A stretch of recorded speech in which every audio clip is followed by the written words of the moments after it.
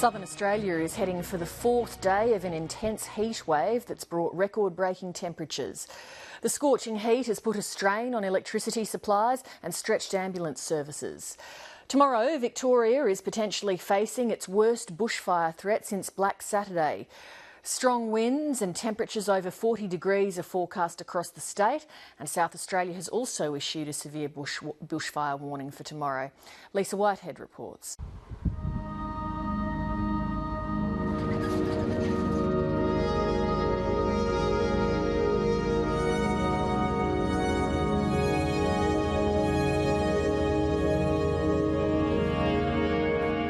Retired kindergarten teacher Kate Porter is used to living with the threat of bushfires. For 49 years, she's lived on this bush block on Melbourne's northern fringes. Kate, do you brace yourself every year for bushfires? Oh, you have to. You never know what's going to happen.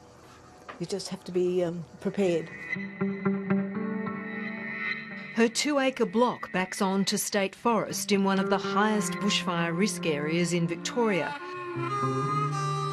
2 days ago, a grass fire took off in nearby Kangaroo Ground and was burning out of control. The phone tree in Kate Porter's street swung into action. 2 of her neighbours who were monitoring the blaze rang and advised her to leave. You staying or going? I'm almost ready to go and put things in the car. 1,000 fires ignited across Victoria in the past 3 days as the state baked in over 40-degree heat. In South Australia, it was a similar scenario, with 350 fires breaking out across the state, and there could be worse to come. We're confident that we've got sufficient resources to deal with the current situation.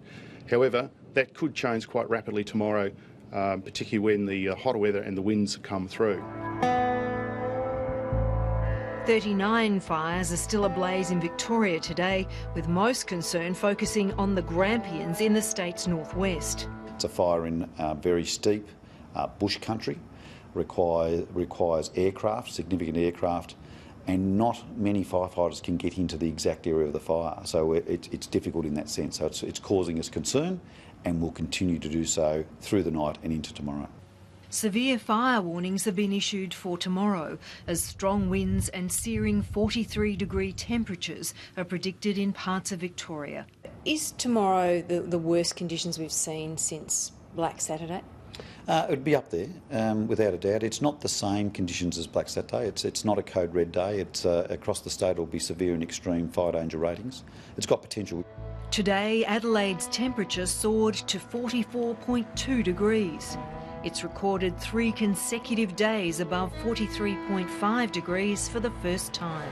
42.1 degrees, the extreme heat policy has been enforced. The intense heat in Melbourne has played havoc at the Australian Open. When the temperature topped 42.1 this afternoon, the tournament's heat policy was finally activated.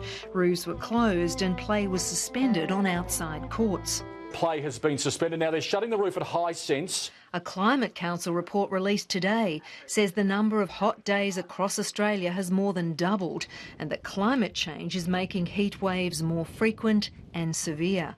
There's certainly a fingerprint of climate change in the trend in heat waves that we've been seeing.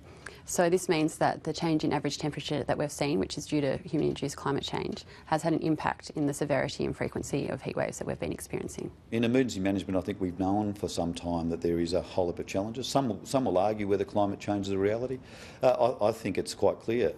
We've got challenges in climate, we've got land use that's different, we've got different farming scenarios, we've got people that have taken tree change or sea change.